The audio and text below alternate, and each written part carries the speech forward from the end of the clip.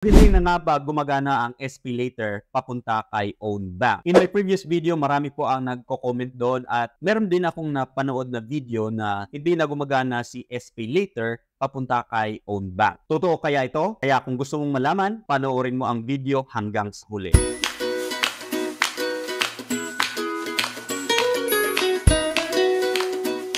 Hello everyone! Ako nga pala si LD dito sa Digital Guide TV at ang pag-uusapan natin sa video na ito ay kung totoo ngang hindi na pwedeng mag-transfer ng fund from SPayLater going to Own Bank. So sa video na ito ay ipapakita ko sa inyo yung aking account mismo, yung transaction ko from SPayLater going to Own Bank. At yung kasalukuyan, today is August 6. Titingnan natin kung available ba si SPayLater sa pag-scan ko ng QR code ni Own Bank in my own account. Kaya hindi na natin patagalin, punta na tayo sa ating cellphone. Alright, dito tayo sa ating cellphone. I-open natin yung ating app at natin kay Own Bank. Okay, dito sa ating dashboard, i-check natin yung ating account, my account.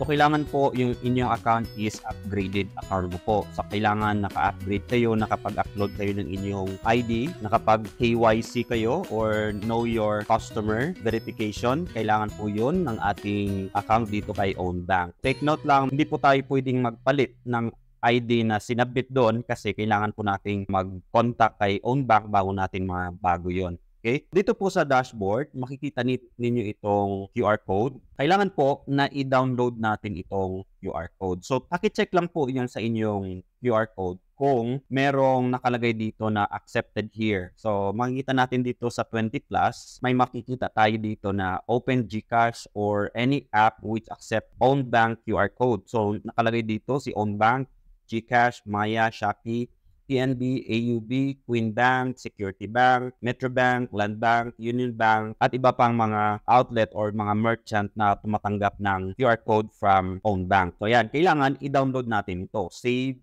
or share. Yung iba kasi nakita ko is kinapture nila or screenshot. Siguro doon nagka-problema yung pag-transact. I'm not sure kung it is an accurate information kasi yung sa case ko kasi, dinownload ko po yung QR code. Hindi po ako nag-screenshot ng QR code. Hindi naman kailangan naka-merchant account kayo kay Own Bank para po makapag-transact kayo kay Shopee Pay. So, tingnan natin yung aking QR code na dinownload dito sa gallery. Ayan, scan to pay here. So, yan po ang nakalagay sa akin. Scan QR code, enter payment, and then quick pay now. Itong QR code na ito ay dinownload ko po ito galing sa Own Bank app. Okay, hindi po ako nag-screenshot ng aking QR code nito. So, ito try natin ngayon mag-transact kay Shopee Pay or kay SPayLater kung makikita natin yung option doon to pay via Shopee Pay, SPayLater. So, i-open natin yung ating Shopee app.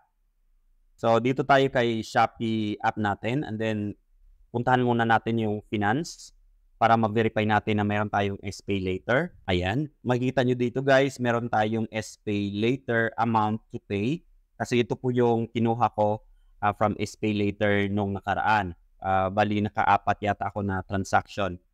So, yun dito, dinagdagan ulit ni SPayLater yung ating balance. No? Dinagdagan yun ng 7,500 temporary credit limit to use immediately. It will expire on August 20, 2024.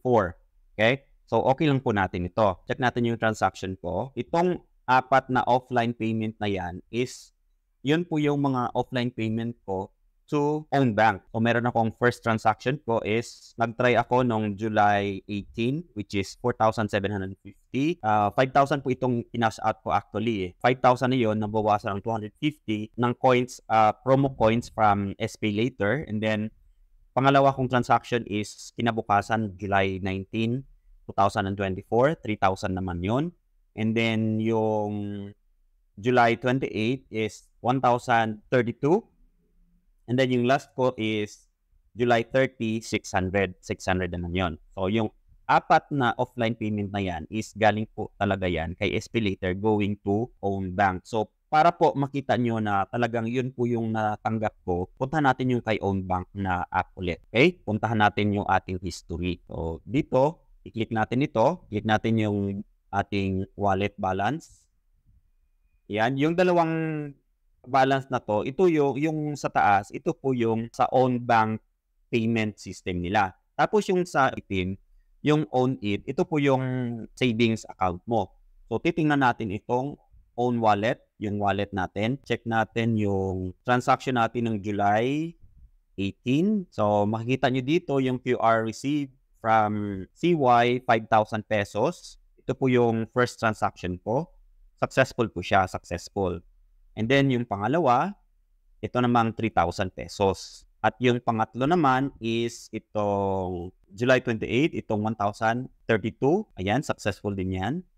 And then, yung last natin na transaction is yung July 30, which is 600. Yan. So, na-confirm natin na meron tayong transaction from ShopeePay going to Own Bank, no? So, ngayon, susubukan natin kung gagana siya kasi meron pong mga comments natin sa ating section doon sa previous video natin na sabi nila hindi na daw gumagana at dumadirect po doon sa the bank option or bank transfer. At meron din akong panood na vlog na sabi niya doon is wala na daw pong access si Own Bank dito kay SPayLater. So, itry natin kung wala nga ba or baka lang doon sa end nila, doon sa type of account nila kay Own Bank or yung the way nila kinuha yung QR code. So, pipindutin natin itong QR code icon kay ShopeePay or kay Shopee account. And then dito, click natin itong sa pictures, sa gallery natin. So, hanapin natin yung QR code natin na ginamit, yung dinownload natin galing sa ating app.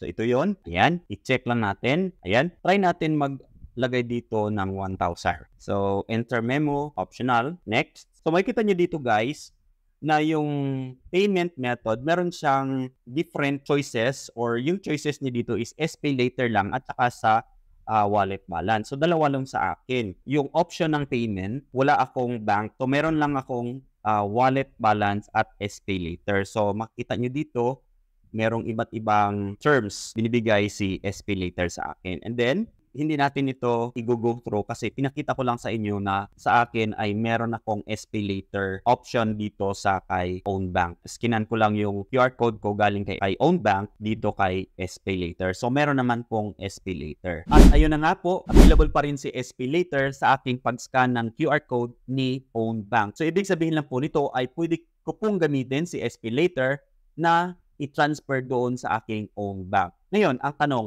bakit po sa inyo ay walang available option ni SPayLater kapag kayo ang nag-scan ng QR code? My suggestion po is you have to check your Own Bank account. So, tingnan nyo po kung verified kayo or upgraded yung account nyo. Make sure lang po na yung account nyo po is upgraded na siya at nakapag-submit po kayo ng ID dito kay Own Bank. And then, try nyo rin po na wag screenshot yung inyong QR code. Kundi, i-download niyo po mismo yung QR code nyo, kagaya ng ginawa ko po kasi yung sa akin is downloaded QR code po. Hindi po siya screenshot na QR code from Own Bank app.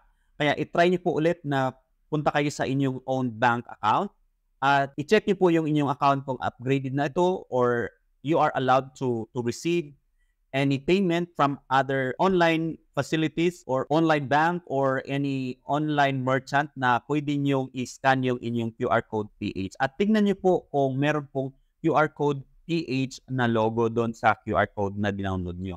Huwag nyo pong i-screenshot, i-download nyo po mismo yung QR code.